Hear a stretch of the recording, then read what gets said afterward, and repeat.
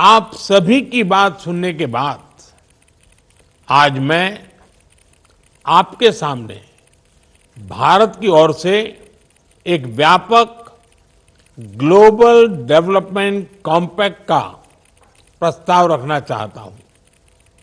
इस कॉम्पैक्ट की नींव भारत की विकास यात्रा और विकास साझेदारी के अनुभवों पर आधारित होगी। किसी भी किस्म का किसी की मतलब है कि मुकम्मल अथॉरिटेरियन जो कहते हैं ना कि इंडिया के प्राइम मिनिस्टर ने ग्लोबल डेवलपमेंट कॉम्पैक्ट अनाउंस किया है। नीडी कंट्रीज के लिए पाकिस्तान और इंडिया के हवाले से हम अक्सर बात करते हैं, ट्रेड की भी बात होती है, बायलैटरल टॉक्स की भी बात होती है। कि पाकिस्तान के गरीब होने, इंडिया के अमीर होने, यानी एक तरफ पैसा नहीं, एक तरफ पैसा है, एक तरफ इकोनॉमी नहीं, बिल्कुल खराब, दूसरी तरफ इतनी स्टेबलाइज इकोनॉमी। डॉक्टर साहब 77 साल हो गए अब तो पाकिस्तान को, और 77 साल बाद एक नाउमीदी नजर आती है पाकिस्तानियों को। ग्लोबल डेवलपमेंट कॉम्पैक्ट एक ऐसा प्रपोजल अनाउंस किया गया है जिसकी सबसे ज्यादा जरूरत पाकिस्तान को है। मैं अभी एक सर्वे देख रहा था जो कि इंटीरियर मिनिस्ट्री का था, जिसमें वो बता रहे थे कि ऑलमोस्ट 1 करोड़ लोग पिछले 10 सालों में पाकिस्तान से निकल गए हैं। भारत और पाकिस्तान को आजाद हुए, और इसमें हमने ये देखा कि एक कंट्री बहुत गरीब हो गया और एक कंट्री बहुत ऊंचाइयों पर पहुंच गया, बहुत अमीर हो गया। जय हिंद दोस्तों। तो दोस्तों, पीएम मोदी जी ने एनर्जी, हेल्थ और खाद्य क्षेत्र में चुनौतियों से जूझ रहे ग्लोबल साउथ के देशों के साथ एक ग्लोबल डेवलपमेंट कॉम्पैक्ट बनाए जाने का प्रस्ताव रखा है, जिसके लिए भारत खुद $2.5 मिलियन के विशेष फंड की शुरुआत करेगा। पीएम मोदी जी ने अपनी बात रखते हुए कहा कि ये पहल मानव केंद्रित और विकास की दिशा में मल्टी डायमेंशनल साबित होगा। मोदी जी ने कहा कि इसकी नींव भारत की खुद की विकास यात्राओं के सुझाव से प्रेरित है और ये पहल पार्टनर देशों के संतुलित और समावेशी विकास करने में मदद करेगा। दोस्तों, इस कॉम्पैक्ट के तहत technology sharing, capacity building for sustainable growth, व्यापार से जुड़ी गतिविधियां और ग्रांट पर फोकस करेंगे। दोस्तों, इस कॉम्पैक्ट से भारत और ग्लोबल साउथ के व्यापार और रिश्ते और भी ज्यादा मजबूत होंगे और भारत की जो विकास दर है वो और भी ज्यादा तेज होगी और भारत को तरक्की करने में और भी ज्यादा मदद मिलेगी।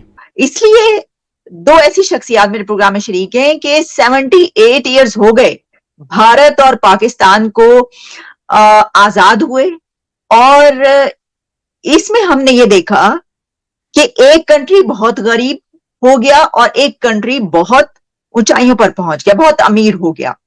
तो देखिए, इसके अंदर एंगल बहुत सारे हैं, लेकिन क्योंकि हमेशा मैं प्रोफेसर साहब, डॉक्टर इश्तियाक साहब हमारे प्रोग्राम में आते रहते हैं, उनसे बात शुरू करती हूँ, तो आज मैं डॉक्टर चंद्रपाल शर्मा जी से अपने बात का आगाज करना चाहूंगी। पहला सवाल डॉक्टर चंद्रपाल शर्मा, मेरे आपसे ये होगा कि क्योंकि आप ये कहते हैं और समझते भी हैं कि जो बिजनेस है, जो पैसा है, वो किसी भी इंसान के लिए या किसी फैमिली के लिए या किसी कंट्री के लिए वो सबसे ज्यादा जरूरी है, यानी इकोनॉमी। तो मेरा सवाल यही होगा कि मुझे भी ऐसा लगता है कि जैसे इकोनॉमी जब अच्छी है तो फिर सब कुछ सही रहता है। सर, क्या आप समझते हैं कि पाकिस्तान के गरीब होने, इंडिया के अमीर होने, यानी एक तरफ पैसा नहीं, एक तरफ पैसा है, एक तरफ इकोनॉमी नहीं, बिल्कुल खराब, दूसरी तरफ इतनी स्टेबलाइज इकोनॉमी, यही वजह है इन हालात का? Sir please over to you. ऐसा ही है आलिया, बिल्कुल ऐसा ही है। मगर इससे पहले कि मैं अपना कुछ व्यू दूं, मैं थोड़ा सा पीछे जाना चाहूंगा, क्योंकि हम साइंटिस्ट हैं और एक साइंटिस्ट का मतलब क्या होता है कि वो किसी नॉलेज को परस्यू करता है बेटरमेंट के लिए और विद एविडेंस। जैसे इश्तियाक साहब ने कितनी खूबसूरत बुक लिखी, सारी डेडिकेट लाइफ कर दी इन्होंने, कोई इमेजिनेशन में बात नहीं करी इन्होंने कि ऐसे होगा तो ऐसे होगा, ऐसे होगा तो ऐसे होगा, नहीं, एविडेंस के साथ वो बुक लिखी है इन्होंने जिन्ना जी के ऊपर, पूरे एविडेंस के साथ, फैक्ट। इसी तरह साइंस फैक्ट्स के ऊपर ही चलती है सारी। और अगर हम पीछे जाएं 77 ईयर्स में, आप देखो हमने क्या क्या कुछ खोया है, क्या कुछ पाया है। हुआ ये है कि 77 ईयर्स में पाकिस्तान ने ये नहीं समझा कि क्या ठीक है क्या गलत है।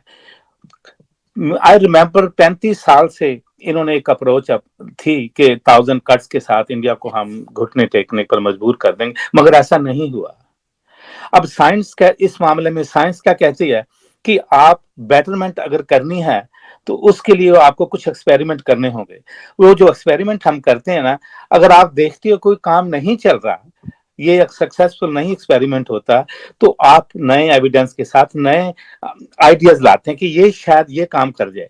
अब आप देखो 35 ईयर से बार बार वही होता जा रहा है, जिसका कोई बेनिफिट नहीं होता यार। जब साइंस कहती है एक चीज को तुम बार बार करते रहोगे, नहीं सक्सेसफुल होती, तो आप अपना जो पॉइंट ऑफ व्यू चेंज कर दो भाई, मगर वहां नहीं हुआ। एक ये बहुत बड़ा रीजन है कि पाकिस्तान ने अपना अप्रोच को बदला नहीं, ये बड़ा मेजर रोल है। रिगार्डिंग बिजनेस, उसके बारे में अब मैं कहां से शुरू करूं?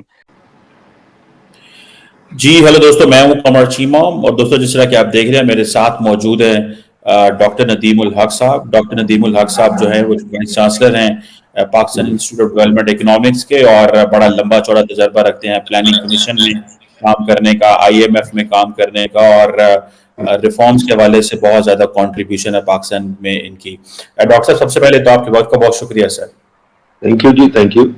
डॉक्टर साहब 77 साल हो गए अब तो पाकिस्तान को और 77 साल बाद एक नाउमीदी नजर आती है पाकिस्तानियों को। मैं अभी एक सर्वे देख रहा था जो कि इंटीरियर मिनिस्ट्री का था, जिसमें वो बता रहे थे कि ऑलमोस्ट 1 करोड़ लोग पिछले 10 सालों में पाकिस्तान से निकल गए हैं और ये एक ऑफिशियल डाटा है ऑलमोस्ट। ये नाउमीदी की वजह क्या है डॉक्टर साहब, आप क्या देखते हैं? क्या लीडरशिप अट्रैक्टिव नहीं है? इकोनॉमिक हालात इतने बुरे हैं, कहते हैं कि हमारी इनफॉर्मल इकोनॉमी बहुत बड़ी है, पैसा मुल्क में बहुत बड़ा है, ज्यादा है। आप क्या समझते हैं? ये पॉलिटिकल इंस्टेबिलिटी है, आपने क्या कंक्लूजन निकाला डॉक्टर साहब? इतने आपने तो बड़ा सर्व किया प्लानिंग कमीशन में भी और बड़े अच्छे से इन चीजों को समझते हैं सर। कमर साहब, हमारा क्या कहते हैं, हमारे बहुत प्रॉब्लम है, एक तो नहीं। पहली चीज तो ये है कि हमें अभी क्लैरिटी नहीं कि हम मुल्क किस किस्म का और क्या चाहते हैं। हम अभी तक वो पड़े हुए इस चीज में कि जी हम एक इस्लामी मुल्क है। जो बात की थी वो थी होमलैंड फॉर मुस्लिम्स, उसको हम ले गए इस्लामी में, और इस्लाम भी कर हर किसी की इंटरप्रिटेशन अपनी है। वो क्या कहते हैं, कोई कुछ कहता है, कोई कुछ कहता है। नंबर 2 ये भी है कि हमें इकोनॉमी का तो शौक बिल्कुल नहीं है। मुझे पता नहीं हमें किस चीज का शौक है, हमें खेलने का भी शौक नहीं है, हमें ये भी शौक नहीं कि हम दुनिया में कुछ जीते। वो ली कुआन यूं ने एक दफा कहा था जब वो यहाँ आया था, उसने कहा था कि आप लोग तो इस दुनिया में रहना भी नहीं चाहते, आप तो अभी दुनिया में रहना चाहते हैं। तो कुछ ये भी चीज है कि हम लोग कुछ यहाँ रहना नहीं चाहते, हम सोच जन्नत का सोच रहे हैं। तो हमें जो है, मेरा ख्याल हमारे बहुत सारे प्रॉब्लम है जो हम सोच नहीं सकते। अब जो हुकूमत है वो आजकल इंटरनेट बंद करने पे लगी हुई, ये कोई नई बात नहीं है। मुझे याद है जब मैं बच्चा था तो पाकिस्तान टाइम्स को